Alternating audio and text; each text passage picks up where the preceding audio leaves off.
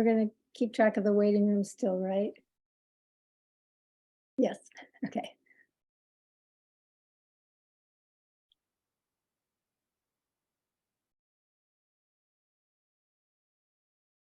Okay, welcome everybody. I'm Marcia Alchison, Leadership Coordinator for Interfaith Interconnect. Welcome to all. We're very glad to have you all here.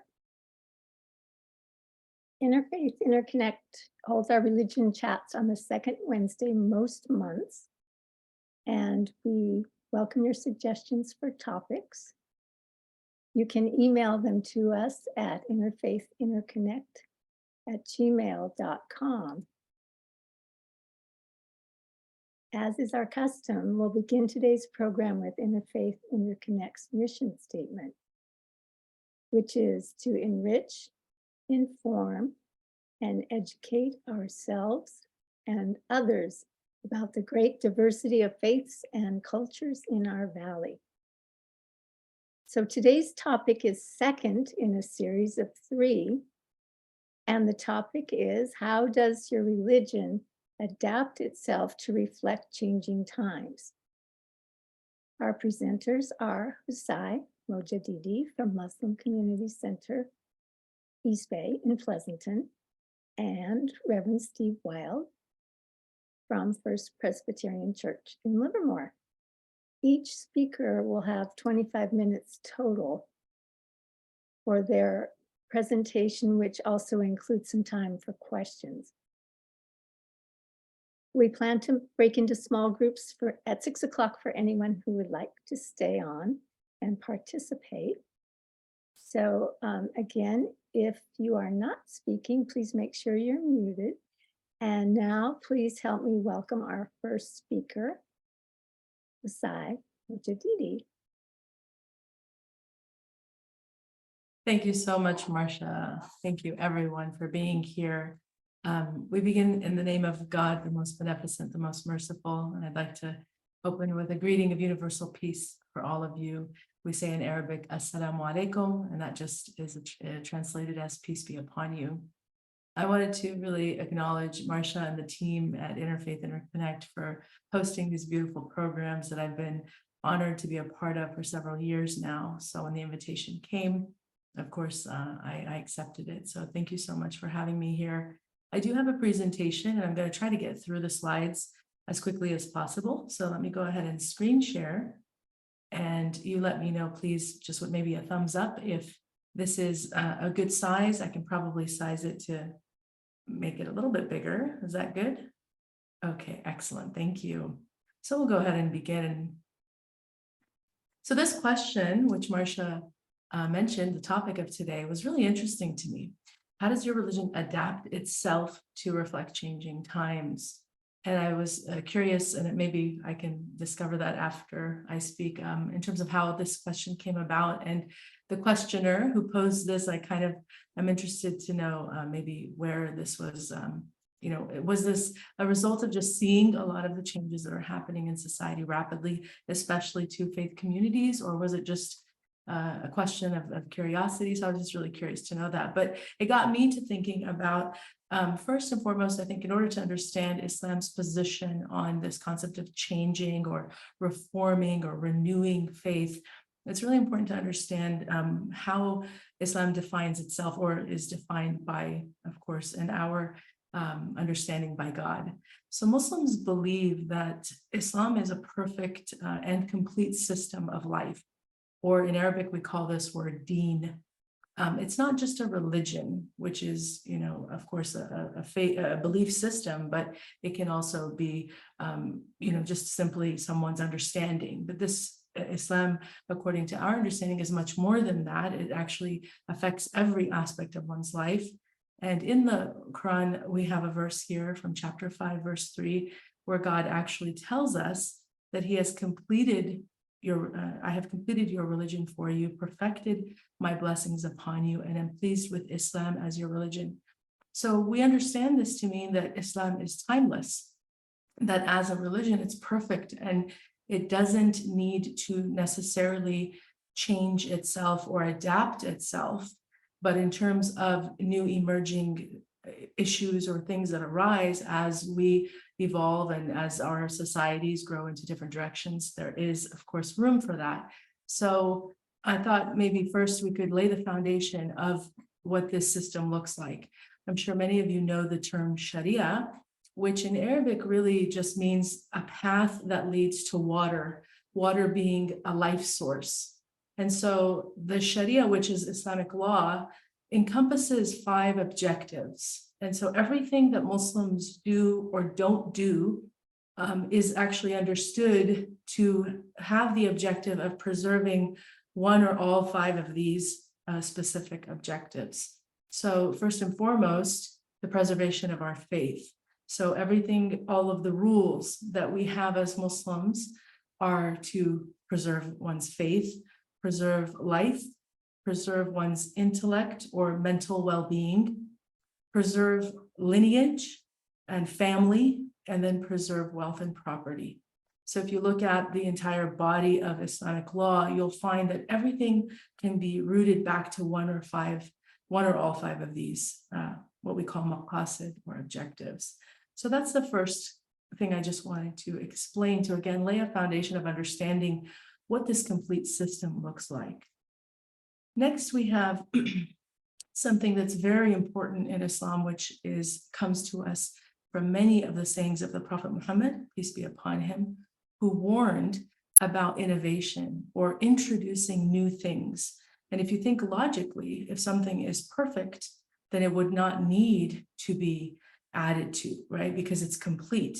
So this concept of innovation or bid'ah is specifically about introducing new concepts to the Sharia or the understanding of what the principles of the faith are, what the creed of the believer, of the Muslim is.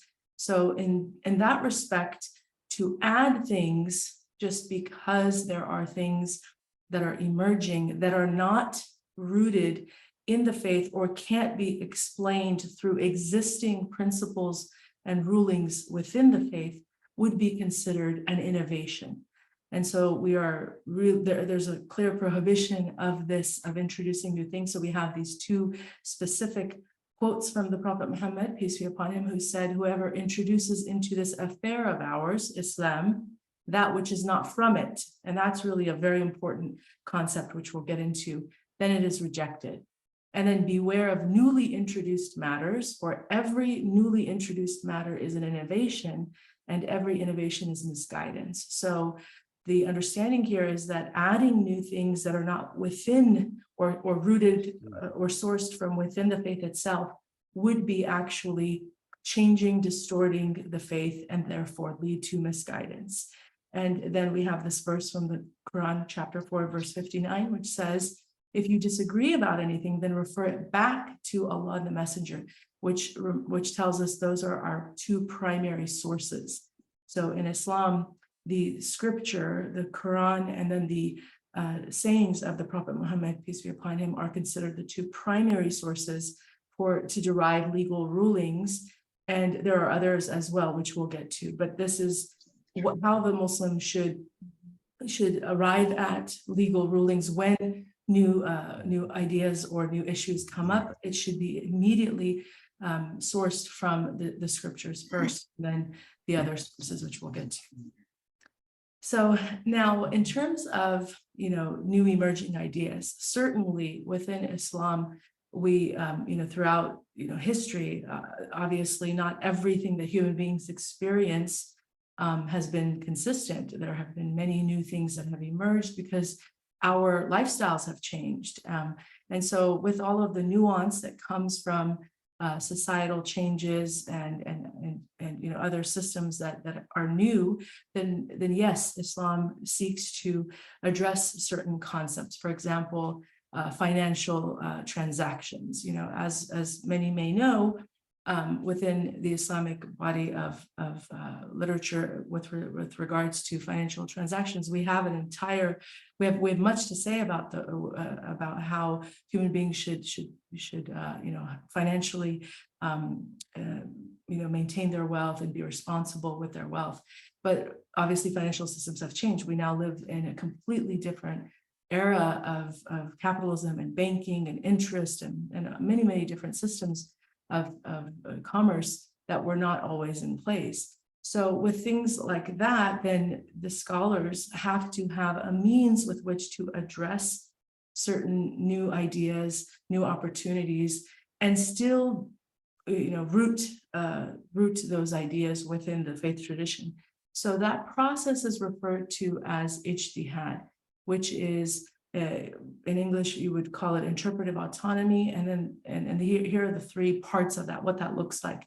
It's an exercise, and it's something that is the domain of people who are qualified to do this. So the scholars, or the ones who are well read in the scripture, in the hadith, in the traditions of the classical scholars who've really shaped Islamic law and jurisprudence, the scholars of modern times would be the ones who would have this responsibility of interpreting these new ideas. So as new concepts emerge in society, then we would defer to the experts of Islamic law and who have the qualifications to be able to derive rulings so that the regular lay Muslim would be able to still fulfill their religious obligations without abandoning principles, or, as we mentioned, introducing new ideas which would jeopardize their faith.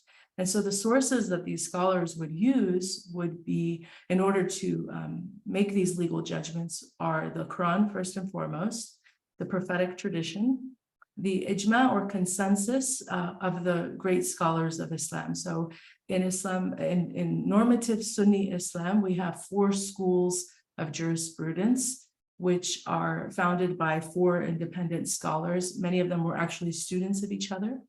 And they, looking at examining the evidence that was before them in the scriptures and from the previous scholars that they whose works that they studied, they derived their own opinions on certain matters.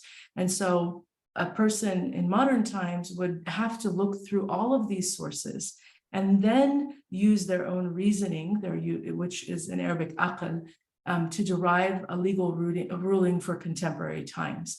But it would be the responsibility of the scholars to do this. So the average Muslim would not, make these independent rulings just to accommodate certain things that they may want in this, in a contemporary sense. They would actually have to defer to the scholar to be able to look for those rulings. So that process is called ijtihad.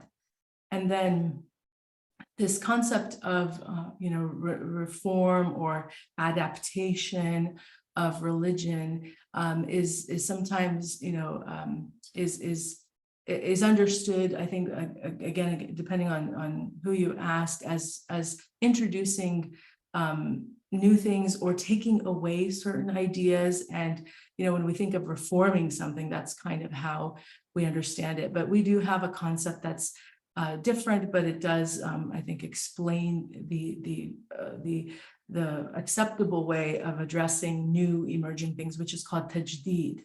So this would be renewal, and this is how Muslims believe that that we can adapt to things, which is really bringing people back to the source of their faith, to revive Islam, not to change it or to adapt it, but rather to teach it. Because when we see, for example, many of the problems in the Muslim world, a lot of the social or political or economic problems, that Muslims who know their faith would not, we would not think that those things are arising because people are, because Islam is somehow static and hasn't, come up with the times in order to accommodate all these changes, but rather that people have abandoned faith principles, and therefore, certain problems have risen because they aren't actually implementing their faith. So tajdeed is the idea that we need to actually revive the faith and bring these concepts back to life because people have parted, from them. So again, whether it's political or economic systems or social systems, if they're not in line with the faith, then the belief is that there will be problems that emerge. So reform again, according to Islam, would be considered, or is the idea that Islam is somehow, it's not relevant to the time that it's in. Therefore, aspects of it need to be changed in order to accommodate those new emerging ideas, which normative Islam would reject that idea because, again, as was mentioned in the beginning, Islam is considered a perfect, complete system. And so there is no need to reform the faith itself. However, we can certainly come to legal rulings that may have, that are unprecedented by the process which was explained, going through the scriptures, making sure that there is a real effort. And that word ijtihad, which I mentioned before, it comes from the root word of jahad, which is to struggle, to really exert one's effort. So the mujtahid, or the scholar who is supposed to derive those rulings, he or she is supposed to really look at the sources with great detail and really try to comb through the body of literature and works and everything that has been preserved in order to derive rulings. And at the end of the day, they are, allowed, because they have that position, even if they make a mistake, it's not considered against the scholar if they erred in their ruling, because they were sincere in their efforts. So it's a very lofty position to have the noble position of ijtihad, and that's why it's not for everyone. But again, just to kind of bring it full circle, the concept of reform is not something that Muslims believe Islam is in need of, as it is considered a perfect system.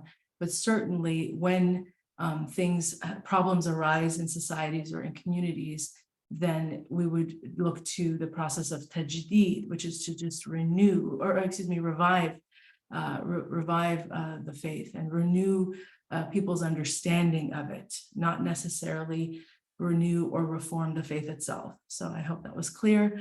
And I think that's the final slide. So I can stop here. And if there are any questions, I'm happy to take those questions. Thank you.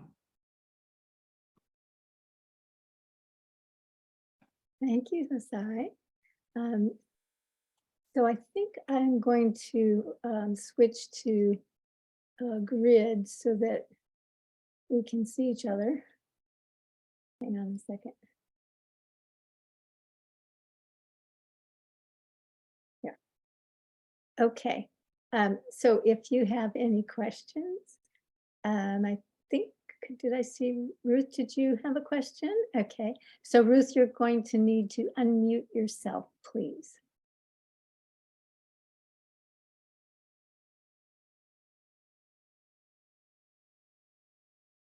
Can I talk now? Yes, you can. Okay. I was interested in your item of lineage. Mhm. And I was curious about how you interpret that. Oh, thank you. No, that's a wonderful question. So lineage in terms of, preservation of the family bonds are very important in Islam and the Muslim. We have, a list of, for example, sins that are considered enormities. And among the enormities that God would be displeased with is cutting off ties, for example, of one's family. Severing ties is considered an enormity. So really, to try to preserve family systems between parents and children, we have the concept of filial piety, which the child is considered responsible to take care of their parents. There's a verse in the Quran that describes that, just as the parents took care of you when you were an infant and not able to, you were dependent, it is your turn as they age to take care of them. So within that, that point of preservation of family, all of that is encompassed, right? The way, and obviously the preservation of marriage between a man and a woman. This is definitely central to Islam, preserving families and making sure that children's rights are met and parents' rights are met, and then extended family members also have rights. So there's a lot of different things that would fall under that as well. I hope. You're welcome. Right, Alan, you have to unmute yourself, Alan, and Ruth. Mute yourself. Please. Thank you for that, Hosai. That was very interesting. I'm wondering how often are these changes made and how are they recorded? Is there like an ongoing recording of changes that occur to Islam? If you say you start with a perfect religion, then how do you record and document those changes that occur during times? Sure. And how do you reconcile if at one time society's norms kind of change from, you know, what it was earlier? Sure, that's an excellent question. Thank you so much. So part of the traditional way that Islam has been preserved for so many centuries is what we have. We have a concept called the Isnad tradition, which is that a person who endeavors to become a scholar or becomes a student of knowledge and then joins the path of scholarship would actually be would have to receive licenses from previously trained and also recognized scholars so that they become part of this chain of transmission that goes all the way back to Prophet Muhammad, peace be upon him, because we believe that, the Prophet Muhammad, peace be upon him, similar to how Jesus had disciples, he had companions, and then his companions were responsible after he moved on and transitioned and passed away to spread Islam to the generation that they lived among, and then their generations after them continued that tradition of teaching and preserving the faith tradition. So all the way up until today, we have many of our scholars who are recognized as being, again, part of this chain within the system, and they have licenses similar to what you would call, in the academic world, diplomas of completion of certain areas of study. And once they are accepted as being of that level to be able to do ijtihad, which is to be able to come up with these rulings, then certainly those would be recorded and preserved, because these scholars, they are known and they usually typically have their own, they preserve their own teachings and rulings within, by way of documentation, by way of, writing books. But certainly the scholars within our tradition that are recognized are known globally, because, and now even more so because we are so interconnected. In previous times, maybe people would actually travel far and wide, and so they would know who their, like, credentials wise, they would know who they're studying with or who they studied with. Those would all be very transparent. It's all very known, because in order to even get into certain systems or study with certain scholars, you would have to come with some sort of reference or credential. So it's a very preserved system, but yes, these things are documented and they are known in the scholarly class. And they are collected in book Yes. form, or now perhaps electronic form. And Yes. then are they available to Yes. everyone to understand and read and interpret? Or Yes, absolutely. So depending on regionally where you are, you might have scholars that are localized, but those things you could certainly acquire from, from different scholars locally. But then in terms of globally recognized scholars, yes, their teachings are also preserved and documented. And again, because of the modern era with technology, we can absolutely source them. But typically scholars preserve their teachings in books and literature and make those available. okay, thank you. You're very welcome. Thank you for the question. Okay, let's go to Paul. Paul, please unmute. Okay. My question is more, rather than about the system, it's about the individual. And maybe it's not necessarily appropriate, but in Christianity we have a soul. Is there a soul in, and does a person following the Quran and following the teachings,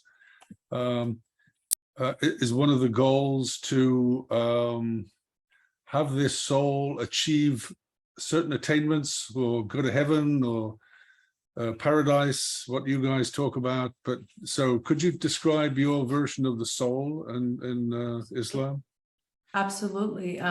We absolutely have a concept of the soul, and we believe that it is the goal, it should be the goal of every Muslim to work on purification of the soul. So we have an entire science in Islam called Tazkiyat an-Nafs, which is literally called the purification of the soul. And this is where an individual would really examine their spiritual diseases. We all have spiritual diseases, from being from envy, for example, or being quick to anger, from being miserly. There's about 27 or so diseases of the heart that have been identified by our great scholars of the past. And so our tradition aims to teach all Muslims that they should be actively every single day working on really becoming the best versions of themselves. So, character development. Character is a very important part of our faith. The Prophet Muhammad, peace be upon him, actually had a quote where he says, "I was sent to teach the perfection of faith, the perfection of character." So, the virtuous, qualities are certainly important for Muslims to acquire: patience, steadfastness, courage, justice. All of the four cardinal virtues that we find in Christianity are very shared in Islam as well. And so this would be an active practice that every Muslim should have, but certainly, absolutely, those who are in the scholarly position. And so that's why there's so much emphasis, for example, on self-mastery. And what does self-mastery look like? Well, we, as you may know, Ramadan is coming around the corner. And so Ramadan is part of, mastering the lower self, those base desires that can overwhelm the person: lust, food, all of these things that we should be able to manage, which can certainly derail or obstruct our spiritual endeavors, is something that fasting, which is something that is not obviously inherent to just Islam. Many of the previous traditions and other faiths have also a practice of fasting. So fasting is one way we do that. But just watching ourselves, not using, for example, foul language. We believe that every part of the body was created for the worship of God, and we will be held accountable if we use the blessings that God gave us in the wrong way, in sinful ways. So we lower our gaze when we see things that are inappropriate. We're supposed to redirect our gaze, listening to things that are inappropriate. We don't consume certain foods or drink because we believe that they have a negative and harmful effect on the body. So that's to protect the body. So there's many things that we do as a regular practice in order to purify and preserve the soul, because at the end of the day, that is the point of salvation, whether or not your soul was purified through practice and worship. So yes, we absolutely have a very shared idea with the Christian, and I believe even the Jewish faith around the soul. Thank you. Just one more follow-up to that, and I'll Okay, and then we need to go on to our next speaker. okay, just one second then, Go really ahead. quick. Maybe it's a yes, or I'm sure it'll be a yes answer, at least I'm pretty certain. The responsibility for the development of one's soul, when you're young, it maybe isn't your responsibility, but when you're very young, you have your family and you have a madrasa, a school. So where do you place the importance of those? Are they equally important as each other, the madrasa and the family, in raising a child to have a good soul? It's an excellent question. In Islam, the responsibility of raising the child up until the age of discernment squarely falls on the family. So the mother and father, that is a trust. To have children, to be blessed with children, is considered a trust from God. And so it is their responsibility to make sure that they are raising the child with the proper understanding of faith and exposing them to teachers. So if they send them to madrasa or not, but that responsibility would be on them up until discernment, which is at the age of puberty. So in our faith, in the Muslim faith, we believe that children up until the age of puberty are able to, at that point, they're able to decide and know God and right from wrong. And interestingly enough, I remember reading research a while ago that most of the religious conversions that happen to people usually happen around 12, 13, right at the onset of puberty. So there is something to be said about that age of awakening out of childhood suddenly into the reality of the world that a child is in that causes them to have these existential questions and seek understanding. So at that point, then they are responsible for themselves, and the parents are certainly there to guide and continue to help them to navigate, but they are considered accountable at that point. Thank you very much. Thank you. Let's everyone please give Hosai a round of applause. Thank you. Thank you so much. Very interesting talk, great questions. I'm looking forward to being able to view the recording so I can hear everything again. I appreciate Thanks, that. Thank you. Hosai. Thank you. And now, welcome Pastor Steve Wilde from First Presbyterian Church, Livermore. Pastor Steve. Well, thank you. It is an honor to follow Hosai and to just be able to learn and appreciate so much the thoughtfulness with which you put into that presentation. I probably will be embarrassed with how much more thorough and thoughtful yours is than my remarks, but it really is a blessing to be able to speak on the same Zoom call. And in so many ways, I think it's a great combination. Marcia, you and others have provided such great leadership to Interfaith Interconnect for so long, and this will be a great similarity, but also it's one of the beauties of this group, I think, are the conversations where we can see distinctions amongst different faith traditions and really value and honor those distinctions and some similarities. And so happy to talk a bit about that. But Marcia, for you and for Alan, I really do appreciate, and I love that Ruth is on here. And I actually love that Jim Hodges, I can't see your video running, but I love the hiking in the mountains picture, just because our church, First Presbyterian Church here in Livermore, just has such an appreciation for this discussion and for the ways in which people want to respect and honor one another. And so I just feel very humbled and very blessed to just have my own comments and thoughts on this. It is a contrast, I think, in one sense, because Hosai, as you talk about sort of the foundational principle of a perfected religion, we're a part of the Protestant faith, where in many respects we emerged out of this theological conviction of reform and reformation. And so I'll just say a little bit. I probably will be much more interested into the interaction and the conversation questions that you all might have. But the Presbyterian Church, of which we are a part, does emerge from Protestantism, and I don't need to bore everybody with sort of European history in the 16th century, but just that idea that Martin Luther initiated of a hope that the Catholic Church would reform, would change some of its practices and the ways in which they believed that it had strayed from not just a faithfulness to what Scripture said and who God was, but also then a disconnect from the culture and from the world that was inhibiting the gospel being able to be shared, to be able to be understood, but also to be able to be embraced. So in so many ways, our theological foundation is kind of rooted in that reformed and always reforming, being open to the ongoing transformation and the renewing of God's Spirit at work in and amongst God's people. And maybe, Hosai, there might be some similarities in that we may say what we've done in our reforming is discovering what's always been true about God.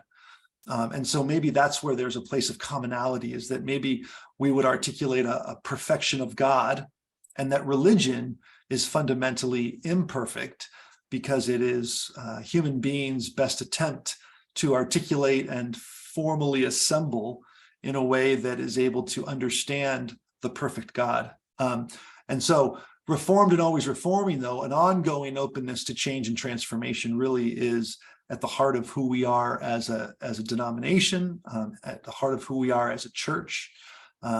We really believe that the Spirit is still at work, and that part of what the Spirit does in the midst of community is it highlights, again, what's always been true about God. And at times what that means is that we take new approaches, we come to different understandings, we come to perhaps a corrected theological conviction. And some of the easier ones to highlight would be historically maybe having a more traditional view of leadership in the church as it relates to the role of women and the LGBTQIA+ community. And then over the last several decades, sort of collectively believing that God's Spirit actually was working and correcting our application of what is true about who God is.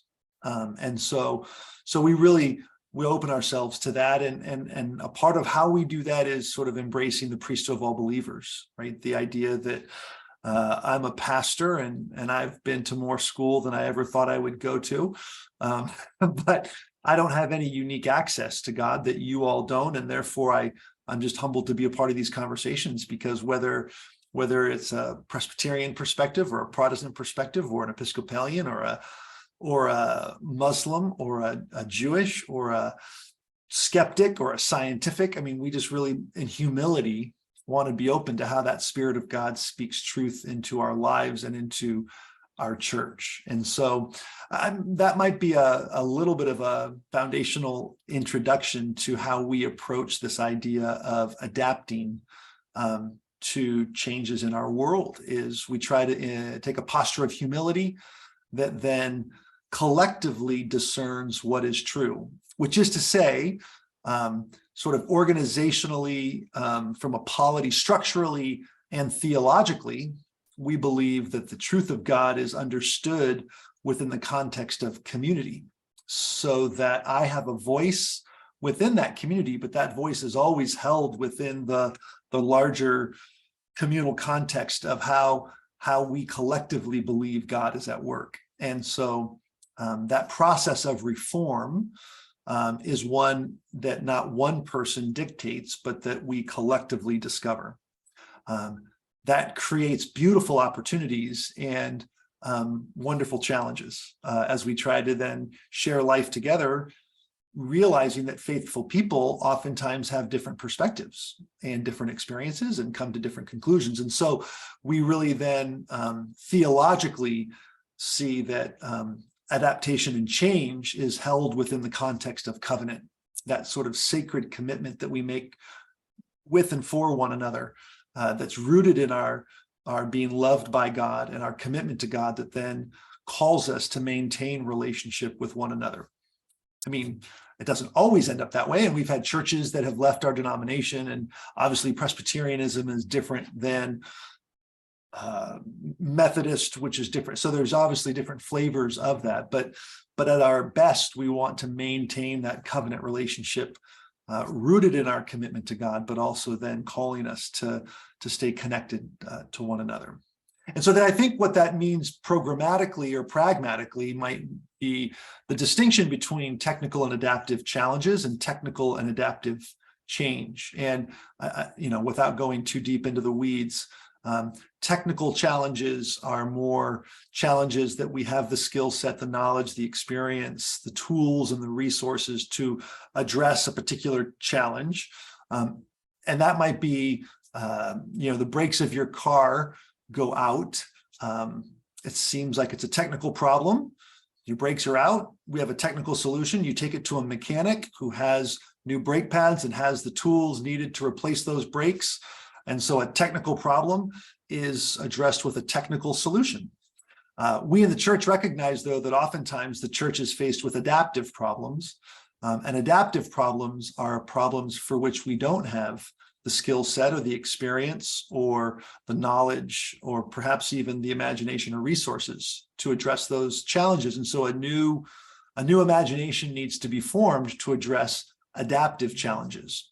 An adaptive challenge may be you have a 16-year-old driver in your family who's learning how to drive, doesn't quite know how to do that, and as a result is grinding on the brakes the entire time and wears them out disproportionately fast.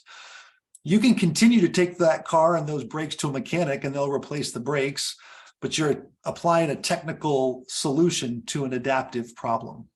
And so we in the church are trying to depend upon God's Holy Spirit that works in our midst to have the wisdom to discern where there are technical challenges and where there are adaptive challenges. And again, in humility, how do we then surrender to God's Spirit at work among us to discover an adaptive way of thinking and being God's people? And in those adaptive moments, oftentimes change is what's realized. And again, within our context, not to speak negatively upon any other tradition, in our context, that's led to decisions like women being able to be pastors and to hold formal roles of leadership. And it's led to other theological convictions that aren't as traditional. And so that's where we try to find that balance between how we formally as a religion organize ourselves in a way that helps us develop a faith that is able to embody the sort of perfection of God. Again, I think recognizing that that perfection is not present in the religious structures that human beings create.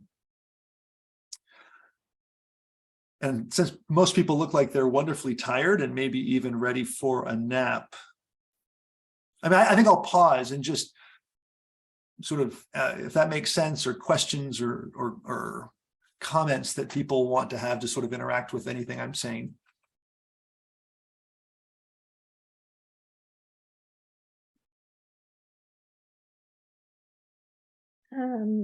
Jim, are you raising your hand?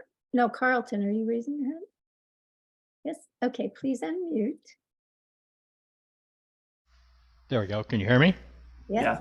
Okay, thank you. And Steve, I know that must have been referring to me. I'm sorry, I had my head in my hands, but I was not falling asleep. I was trying to concentrate and to process what you were saying. And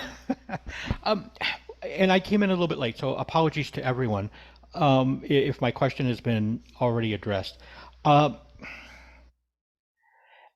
It seems to me that while there is certainly variation amongst the different religions in terms of how and to what extent they change to address cultural issues.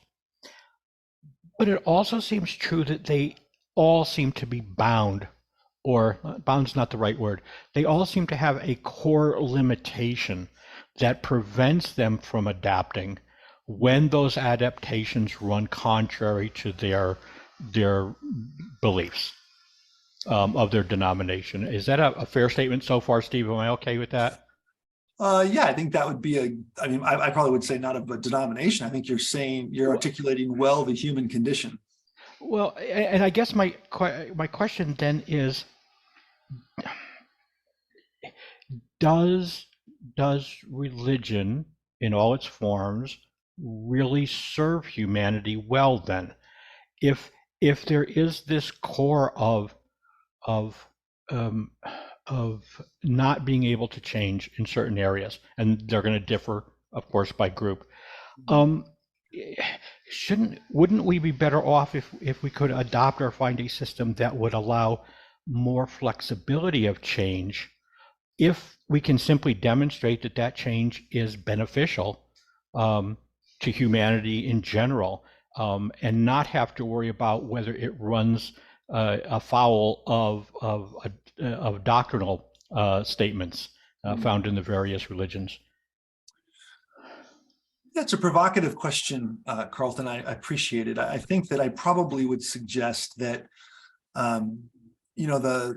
I probably don't subscribe to the premise, and by that I don't mean to be disrespectful. I just mean that I think that there are plenty of expressions of religion that are quite adaptive. I believe the person who spoke last month from the Unitarian Universalist Church would articulate a structure within the Unitarian Universalism that is much more adaptive than certain religious structures. So I don't disagree that there aren't examples of religious institutions that are adverse to change, but quite frankly, I don't think that's any different than up at the lab in some of the science. There are those within the scientific community that are more rigid in their scientific approach, and there are some in the scientific community that are much more progressive and open in their approach to science and their pursuit of the mysteries of the universe. And we have a Bible study on Tuesday mornings where many of those different approaches interact with one another, and it's delightful.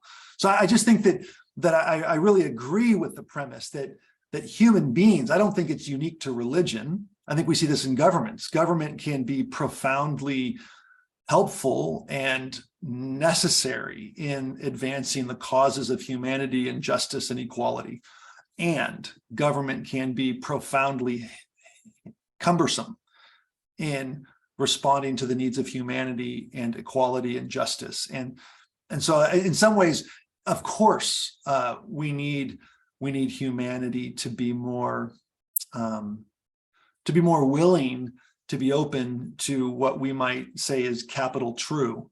And I would just agree with you that religion oftentimes, sadly, is not that institution. I'm a part of a traditional Protestant mainline denominational church. Our reputation is not one of great agility and embracing change.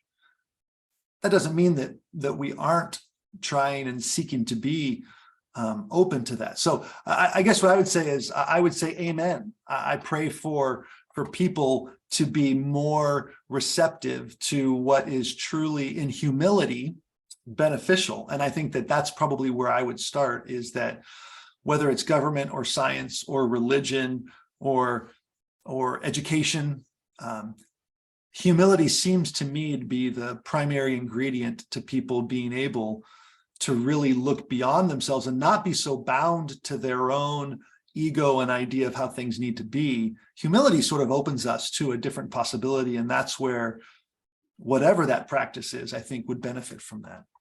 And I don't know if that might just be a long rambling response to a really provocative question that you're asking, but I appreciate your interest, Stephen. It is. It's a question that, could easily, side rail the great thing we got going here, and I don't want to do that. But I did want to just at least ask it once and just see what the response was. Yeah. Thank you. Who else has a question?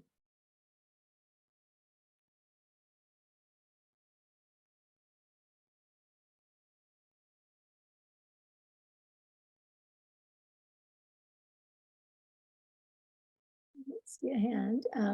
I'll go ahead and ask a question if that's all right then. Steve, you mentioned about how some, like a group within the Presbyterian Church, various times has broken away, it sounded like, and maybe formed another denomination. I was just curious, I might not quite have this right, but it seems like there's a Presbyterian Church USA and a Presbyterian Church in America. Is that right? Yeah, I think there's actually, so Presbyterian is a word that doesn't have any denominational uniqueness. It's actually a way of governing. So there's actually, I think, 14 different Presbyterian denominations, okay. Which has been humorous, because many of our people will go to a church that has the word Presbyterian on it, but find out that it's very different than our church with respect to how it views leadership or other things. So yeah, we are a part of the Presbyterian Church USA. There's the Presbyterian Church of America, there's the Orthodox Presbyterian Church, there's Cumberland Presbyterian Church, there's the Evangelical Covenant Order, there's the Covenant Presbyterian Church. There's a number of denominations that have the word Presbyterian in it. Presbyterian is a word that denotes a proportional representation, right? It's a presbyter is one who individually is called to leadership to act and speak on behalf of a larger group of people. The easiest thing for me to say is our government was formed by people that were fleeing religious persecution, many of whom came from a Protestant upbringing, the Church of Scotland, where proportional representation, Presbyterianism, was a part of how they organized and governed their church. And that same principle it's similar. It's not the same, but it's very similar to what we see in our form of government, where individuals are elected to go and speak on behalf of groups of people. Within our church, we have elders that aren't supposed to make decisions based on what they want, but they're supposed to be reflective of a larger group of people within the church. And then churches are a part of presbyteries, and we collectively have conversations. And then presbyteries are a part of our national denomination. And so our national denomination makes decisions that then impact local churches. That's that connectional system that we strive to be a part of. I And so would- change, and again, adaptation Mhm. goes through that process. That's that communal part of the process, that I could stand up in our pulpit this Sunday and say whatever I wanted and how the church needs to change.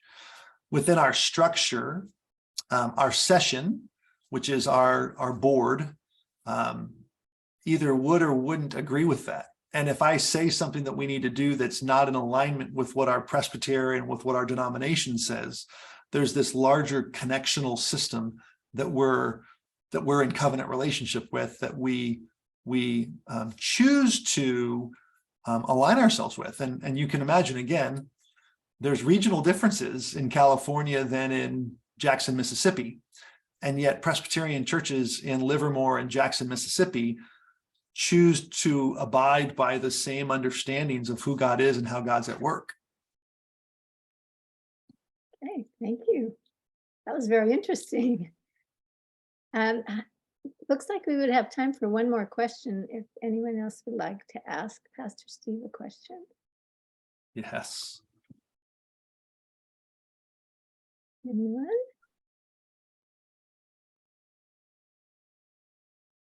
I think I just had it's going to be interesting because there's going to be, looks like there's much more sort of ethical questions coming up as science develops, right? And then we can continue to probably impact our genetics and have medical changes, etc. It's interesting to me to see how different religions address this particular topic and all these other different ones, and how within religions also, it seems like there's Right. multiplicity of opinions. Right. Yeah, and I don't know if it's a great statement. I don't know if that's a question that. Well, needs to be I know, I responded think I'm to. just observing, and I'm Yeah. just trying to get your take on Well, how is it that you resolve it within your. Well, I think that's the tension. And again, within our tradition, it's the tension that we choose to live within, right? We sort of, I'm speaking a lot about the way in which the Spirit speaks in community. And so there's a communal aspect to what we think and what we conclude about any number of things, Christian ethics or medical ethics. There's that communal aspect, but sort of beneath it all is this acknowledgement that God alone is the Lord of the conscience. And that while I may or may not, Alan's a part of our church, so I've known Alan for 14 years and know him well. So I say this to a friend, I may or may not agree with Alan on everything. That's not really the point. God alone is the one who will judge me, will judge Alan, will judge all of us. And in humility, my role is not to judge you on behalf of God.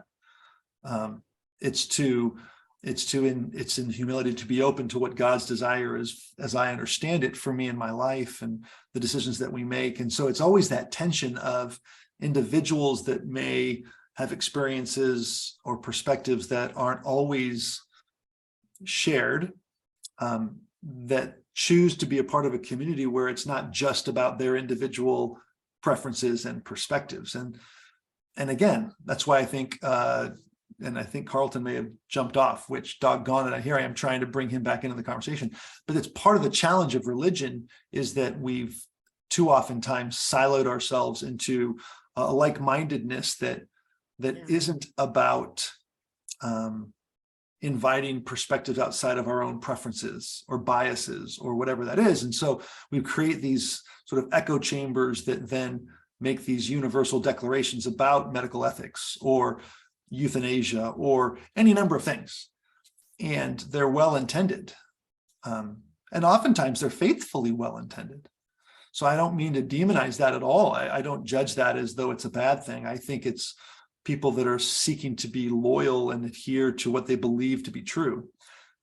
We just believe that truth is best understood within a diversity of thought and opinion that's found in community and is reflected in the diversity that you just look on this screen that you see. A diversity of thought, a diversity of life experience, a diversity of age, a diversity of ethnicity, all of that diversity we see as a valuable thing that creates tension, right?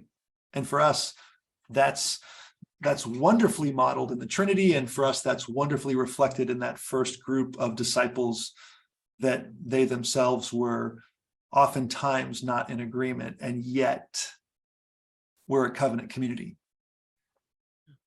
Thank you.